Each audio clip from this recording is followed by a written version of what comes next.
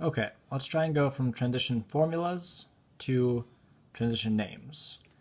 To do this, you've got a metal part, which has a transition metal in it, and a non-metal part that obviously does not. So I like to put a plus sign between our metal and non-metal.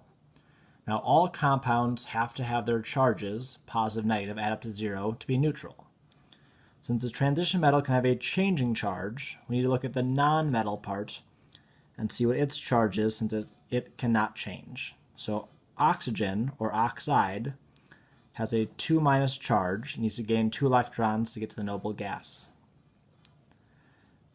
And since each oxygen has a 2- charge, and there's 3 of them, we have a total of 6 negatives. And since it has to be neutral, there must also be 6 positives on this side. Those 6 positives have to be shared by 2 titaniums.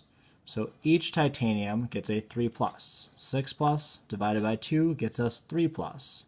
That charge is how we name the compound. So titanium, Roman numeral 3 for the charge, 3+, Roman numeral 3, and then the name of the nonmetal in its ion form, oxide. Let's try it over here. Draw our plus. Again, look at the charge of the negative compound. Chloride has a 1- charge to get to the noble gas, needs to gain 1 electron. There are 3 chlorines, so we have a total of 3-. To make it even and neutral, there must be 3 pluses. Since we have only 1 manganese here, 3+ divided by just 1 manganese, the manganese gets all 3+, and again we have a charge of 3, so it's manganese, which is different than magnesium. Manganese 3, based on the charge, not how many manganeses there are. Chloride. Alright, let's jump down to this one. We have vanadium and a phosphate group. So sometimes people screw up with the groups, but it's not that bad. If they're in parentheses, note that each group, the thing in the parentheses, has its own charge, and there's multiple of that group. So if you're in my class, all these polyatomics, groups of ions or atoms that have a charge, on the back of the periodic table. So we find a PO4 group called phosphate on the back. It's got a 3- charge. You can also find those lists on the internet.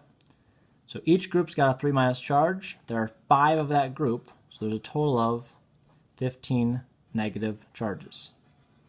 Which means on the positive side, there has to be 15 positives. These 15 positives are being shared by 3 vanadiums. So 15+ divided by 3 gets us 5+. So our compound is named vanadium, if I can spell it, there we go. Roman numeral 5 for our 5+, then the name of our polyatomic group, phosphate. Now let's do our last one. That's SC2N3. Again, we always look at our negative non-metal thing first. Nitride, nitrogen in its ion form, is a charge of, oops, I did this one is not possible. Alright, I'm going to draw a new one to the side of it. It should have been SC3 and 2. Let's try that one. Pretend that wasn't there. Okay, so nitride's charge is 3-. There are 2 of them, so we have a total of 6 negatives. Must have a 6 positive charge to make it neutral and add up to 0. Those 6 positives are shared by 3 scandiums. So 6+ divided by the 3 of them. Each one gets a 2+ charge, which will be the name or the number of our Roman numeral, because it's scandium with a 2+ charge, and then the nonmetal, nitride, because it's a lone element in its ion form. Oops. There. Hope that helps.